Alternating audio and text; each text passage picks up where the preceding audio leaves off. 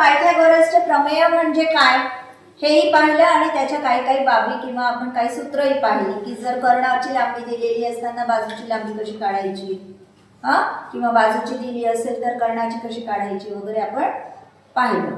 ठीक आहे. आता बघू त्याच्यावरचं आधारित उदाहरण इथे दिलेलं आहे. वाचा उदाहरण. ज्या समभुज त्रिकोणाची बाजू 12 सेंटीमीटर आहे त्या त्रिकोणाची उंची किती? समभुज त्रिकोण इथे काढू.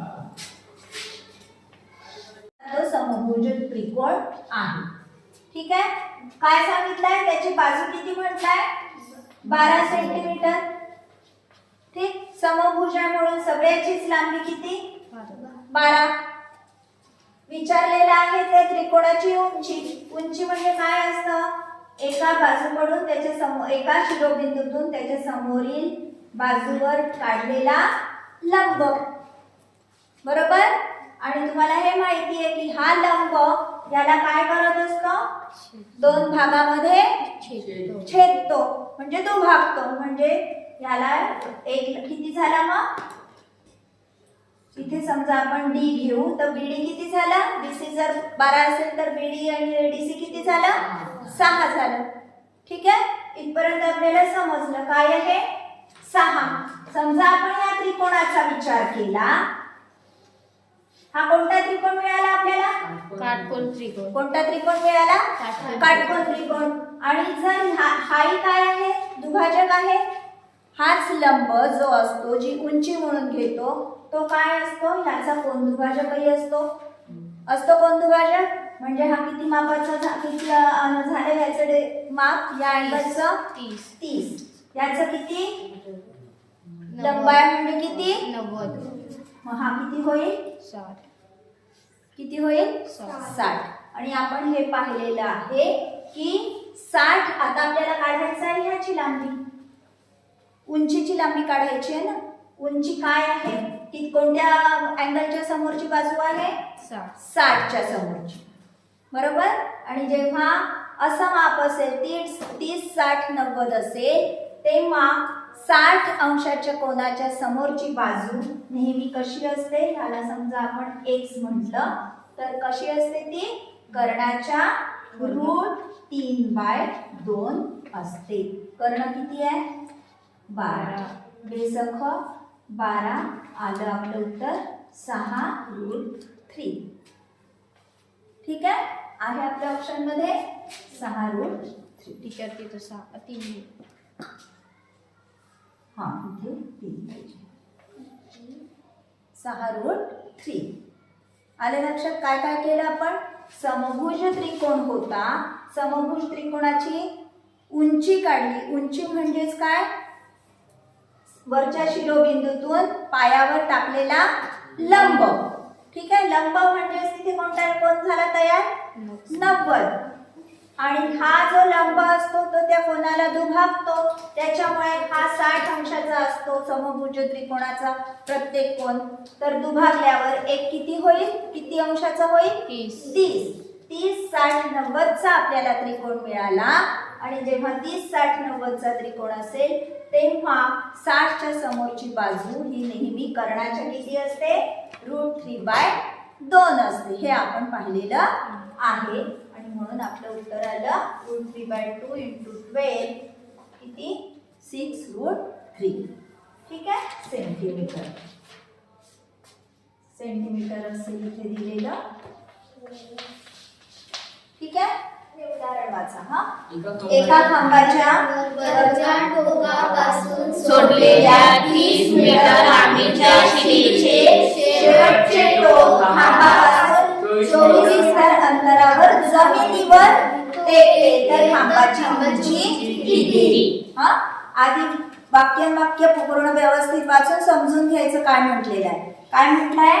आधी एक खांब आहे. ठीक आहे. तो काय म्हटलंय? त्याला एक शिडी लावलेली आहे. किती मीटर लांबीची आहे ती शिडी? 30 मीटर लांबीची शिडी आहे. ती जर खाली सोडली इथून तर खांबापासून किती अंतरावर टेकते? 24. हा खांब आहे समजा आपला AB. ठीक आहे. ही शिडी किती अंतरावर टेकली? 24 अंतरावर. समजा याला सी म्हणू. ए बी आपला खांब आहे, एसी आपली शिडी आहे. हा काय म्हटलंय, एसी ची लांबी किती म्हटलंय, शिडी किती लांबीची आहे, 30 मीटर लांबीची. आणि किती अंतरावर, खांबापासून किती अंतरावर टेकली आहे ती जमिनीवर, 24 मीटर लांबी. तर आपल्याला विचारलेलं आहे खांबाची लांबी. खांब नक्कीच असं सरळ असणार आहे तो, म्हणजे हा काय मिळाला आपला, कोणता त्रिकोण मिळाला, काटकोन त्रिकोण मिळाला. काटकोन त्रिकोण मिळाल्यामुळे आता तुम्ही हे सांगू शकता की काटकोन करणाऱ्या दोन बाजूंच्या लांबीच्या वर्गांची बेरीज किती असते, कर्णाच्या वर्गा एवढी असते. बरोबर. समजा आपण ही x घेतली, काय होईल, x स्क्वेअर प्लस 24 स्क्वेअर, हो ना, 24 चा वर्ग बरोबर 30 चा वर्ग. बरोबर. मग x स्क्वेअर बरोबर 30 चा वर्ग किती, 900. 24 चा वर्ग 576. करा वजाबाकी, काय येईल, 4 2 आणि 9 6 गेले 3. 324 कशाचा वर्ग आहे, 18. 3. म्हणजे x वर्ग 324 आहे. म्हणजे x बरोबर काय, 324 चा वर्गमूळ. तर खांबाची लांबी किती मिळाली आपल्याला, 18 मीटर. हे आलं आपलं उत्तर. ठीक आहे. उत्तर काढणं अगदी सोपं असतं, फक्त प्रश्न व्यवस्थित वाचून समजून घ्यायचा असतो. ठीक आहे. हा आता हे उदाहरण वाचा. एका चौरसाच्या कर्णाची लांबी 8√2 8 वर्गमुळात 2 सेंटीमीटर आहे, तर त्याची परिमिती किती. चौरसाचा कर्ण आपण काढलेला आहे मगाशी सूत्र. चौरसाचा कर्ण बरोबर किती असतं, चौरसाचा कर्ण बरोबर √2 आणि बाजू काय असतं, बाजूच्या √2 पट असतं. ठीक आहे. आता कर्णाची लांबी दिलेली आहे किती, 8√2 बरोबर √2 बाजू. सरळ सरळ काय होईल, √2 कटला आणि बाजू बरोबर किती, बाजू बरोबर किती आलं मग 8 सेंटीमीटर. ठीक आहे. बाजू मिळाली. आता परिमिती काढता येईल आपल्याला. चौरसाची परिमिती किती, 4 गुणिला बाजू. 4 गुणिला बाजू, बाजू 8 आहे. काय आहे मग परिमिती, काय होईल, 4 गुणिला 8 किती, मग परिमिती किती आली आपली, 32 काय सेंटीमीटर. लक्ष देऊन व्यवस्थित पाहायचं, नाहीतर ह्यालाच कराल मार. 32 मीटर होणार आहे का सेंटीमीटरचा, नाही. कोणता ऑप्शन कराल, तिसरा. ठीक आहे. आलं लक्षात. वाचा. सोबतच्या आकृतीमध्ये चौरसाची प्रत्येक बाजू किती हे विचारलेलं आहे आपल्याला. काय काय दिलेलं आहे, ABCD मध्ये CA दिलेली आहे किती, 10 सेंटीमीटर.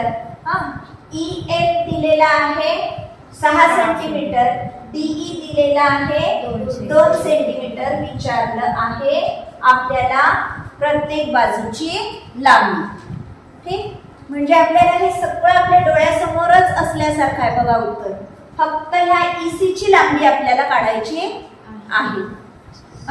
आणि तीही काढायला तुम्हाला माहिती आहे की 6 आणि जर कर्ण 10 आहे आणि त्याची एक बाजू 6 आहे, तर नक्कीच दुसरी बाजू कोणती असणार, आपण त्रिकूट पाहिलेला आहे 6 8 10. हे आपलं पायथागोरसचं त्रिकोण आहेच. म्हणजे 10चा वर्ग 100 मधून 6चा वर्ग 36 वजा केले तर आपल्याला काय मिळतात, 64 मिळतात. 64 आणि 64 कशाचा वर्ग आहे, 8. म्हणजे आपल्याला EC मिळाली किती आहे, EC 8. आलं का उत्तर आहे, कारण ऑप्शन मध्ये 8 आहे. तर तुम्ही 8 लिहिणार का, नाही. विचारलं काय आपल्याला, चौरसाची बाजू विचारली आहे. काय करायचं तुम्ही, या 8 मध्ये हे 2 मिळवणार, म्हणजे आपल्याला DC मिळाले. DC म्हणजे चौरस असल्यामुळे प्रत्येक बाजू किती सेंटीमीटरची असणार, 8 अधिक 2 10 सेंटीमीटर.